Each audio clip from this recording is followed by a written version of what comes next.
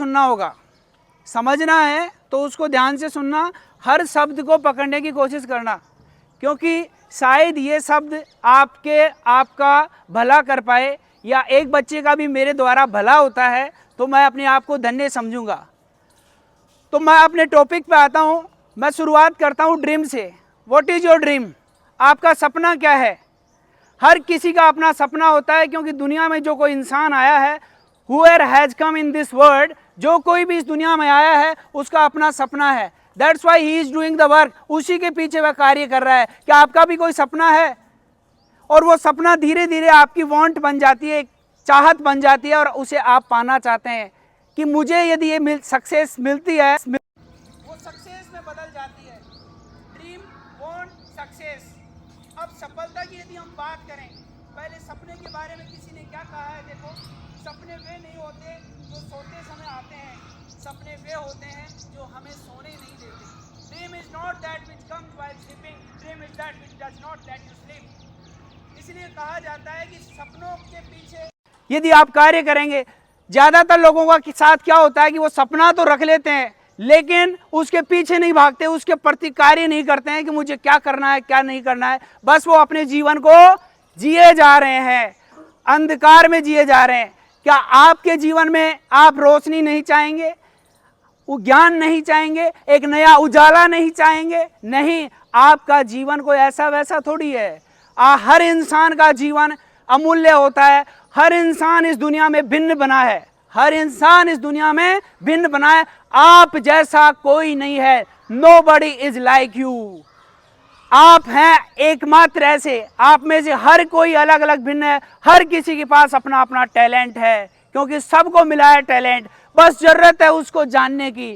क्या आप अपने टैलेंट को जानते हैं? कई लोगों के पास टैलेंट होता है क्या, और काम क्या करने लग जाते हैं, और वो फिर जीवन भर उदास होते हुए उस काम को करते जाते हैं, लेकिन वो अपने टैलेंट को नहीं पहचानते, और टैलेंट को नहीं पहचानते तो फिर जीवन भर दुख का ही सामना हमें करना पड़ता है। ऐसा कोई कार्य नहीं करना जिसमें हमें दुख महसूस हो, जिसमें हम अपने उस काम को करते हुए हमें दुख महसूस हो।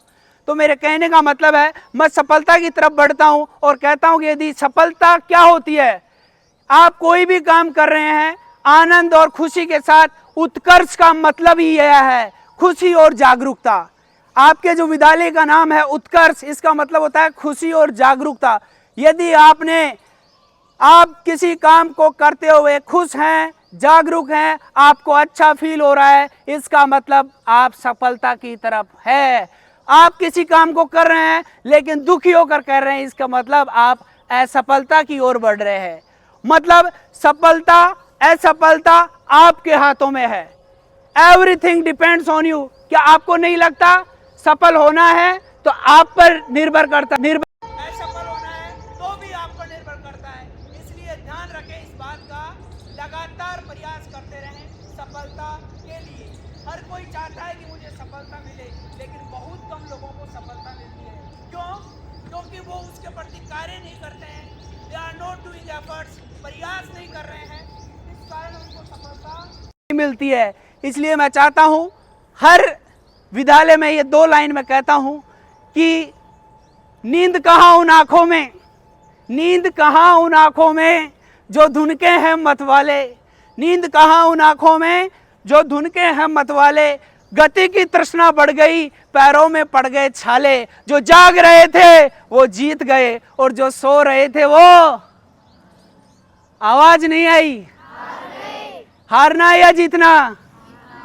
जीतना। आवाज नहीं आ रही है। आप लोगों के अंदर वो जुनून, वो जोश, वो दम, वो बात, वो चीज कुछ भी नजर नहीं आ रहा है। आपके चेहरों पे एक तेज, एक चमक, एक मुस्कुराहट नजर आनी चाहिए। हाँ कोई इंसान है, हाँ कोई बच्चा है, ऐसा लगे। जरा मुस्कुराहट तो लाना। आप इतने सीरियस क्यों हो गए? गंभीर नहीं होना, आपको सीरियस नहीं होना, क्योंकि लाइफ को यदि सीरियस बना, सीरियस का मतलब समझते हो? कहते हैं ना कोई सीरियस है, मतलब आप समझते हैं। तो आपको थोड़ा सा कंफर्टेबल फील करना है। कंफर्टेबल इतना भी नहीं कि आप सफलता की ओर बढ़ें, बस आगे बढ़ते रहें, प्रयास करते रहें, और कामयाबी पाने के लिए हर कार्य आपका आपकी सफलता के लिए होना चाहिए। आप जो कोई भी कार्य कर रहे हैं वो आप आपकी सफलता और असफलता पर निर्भर करता है। इसलिए थोड़ा सा ध्यान रखेंगे अपने जीवन में और कामयाबी की ओर बढ़ेंगे। तो मैं आपको कह रहा था, if you want to get success, यदि आप भी सफलता चाहते हैं तो कुछ चीज़ें हैं जिनको आपको ध्यान में रखना है। मैं अक्सर बताता रहता हूँ, direction, you know about direction. Direction का मतलब IAS, RS, teacher, doctor, engineer, player, writer, anybody is here. तो आप फिक्स करें अपना target, that is the direction.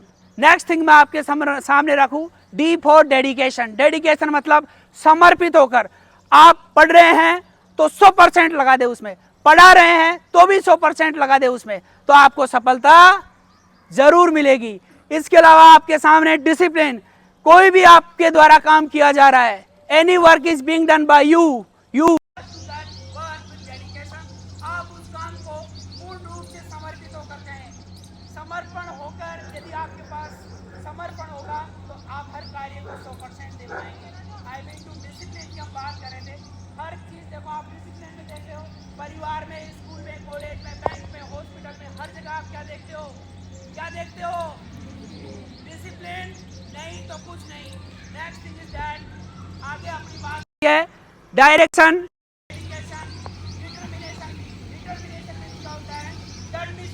आप जो कोई भी कार्य कर रहे हैं दृढ़ निश्चय के साथ कर रहे हैं।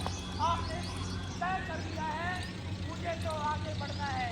आपने क्या कर लिया है कि मुझे 90+ मेरिट में आना है। आपका वो क्या कहलाता है? डिटर्मिनेशन। क्या कहलाता है?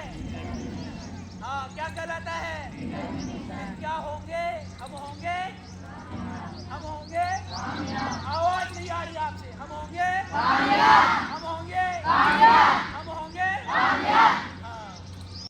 आवाज होनी चाहिए, एकदम होनी चाहिए आपके बात में। और मैं यही कहूँगा, अगली बात आती है अपनी डेडलाइन। डेडलाइन मतलब होता है समय सीमा। समय के रहते हुए यदि आप कुछ काम कर लेते हैं तो आपके लिए बेटर होता है। 10th कोर्स मिला आपको तो आप उसे भली बात प्रकार से पढ़िए, नहीं कहें कि मैं पढ़ लूँगा, मैं 11th में पढ़ लूँगा। स्टडी को आप प्रॉपर तरीके से समझे, प्रॉपर तरीके से याद करें और उसकी तरफ आगे बढ़ते रहे तो आपको सफलता ज़रूर मिलेगी। क्योंकि अक्सर लोग ये कह देते हैं कि सफलता और असफलता ईश्वर के सहारे है, प्यासे तो वो भी हैं जो सागर के किनारे है। मतलब आपको किसी भी चीज़ को अपने लिए समर्पित होकर करना है, आगे बढ़ते हुए कहना है। और सिंपल तरीके से मैं अब आप लोगों का ध्यान रखूंगा। मैं यही कहूँगा कि आप जो कोई भी कार्य करें, स्टडी कर या कोई भी कार्य कर रहे हैं, चाहे कोई भी काम हो, you must do that work with honesty. आप उस काम को ईमानदारी से करें। क्योंकि ज़्यादातर बच्चे तो क्या करते हैं, झूठ बोलते हैं हर बात में। आज हम बात इसलिए नहीं हुआ, आज इसलिए नहीं हुआ, आज ये प्रॉब्लम आई, वो प्रॉब्लम आई, दुनिया भर की प्रॉब्लम आपको। ऐसा नहीं होना चाहिए। आप कभी भी अपने टीचर से झूठ नहीं बोलें, अपने पेरेंट्स से झूठ नहीं बोलें, और जहाँ कहीं पर भी रहें आप झूठ का सहारा नहीं लें। क्योंकि कहते हैं कि झूठ के पाँव भी हैं, आज नहीं तो कल सच सामने आता है। अपने दिमाग से बात निकाल देना कि मैंने ये झूठ बोला और मैं बच गया, नहीं, जो भी है वो आपको सच बोलना है। क्योंकि सच एक ना एक दिन सामने आता है। अब मैं आप लोगों का ज़्यादा समय नहीं लेते हुए मैं ये कहूँगा कि समर्पित होकर कोई भी काम, एनीबॉडी वर्क कीजिए। यदि आप करते हैं तो आपके लिए अच्छा होगा। मैं इन्हीं शब्दों के साथ विराम लेता हूँ। धन्यवाद।